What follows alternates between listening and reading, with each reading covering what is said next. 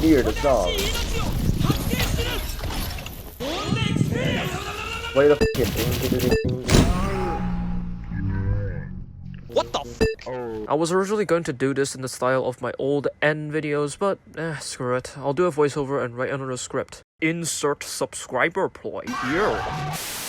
So if you don't play AUT or play AUT for trading because you care way too goddamn much about a tier list and not the actual game itself, I don't like AUT traders if you haven't noticed. The way the hitboxes work here is just...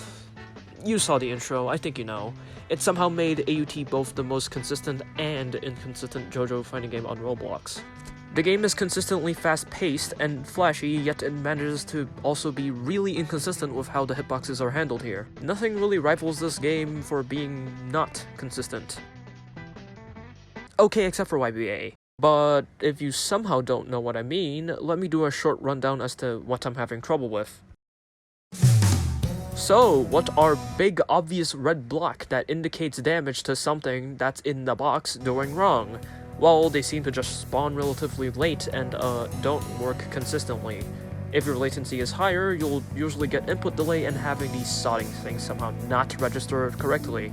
Especially apparent when you get snapped in a place where attacks just whiffing because the server didn't see the hitbox clearly hitting something from your end. Or this just happens and the hitbox spawns in a completely different area than where it's supposed to. Let me give you an example on specific moves on specific abilities. So, is there any way to have workarounds on latency, which is obviously unavoidable? Well, you could just do what these other games do. Just have more hitboxes spawn until an attack is considered over instead of just spawning 1 or 2 boxes that is more likely to be desynced. Just look at how consistent barrages are in general and you'll get the idea.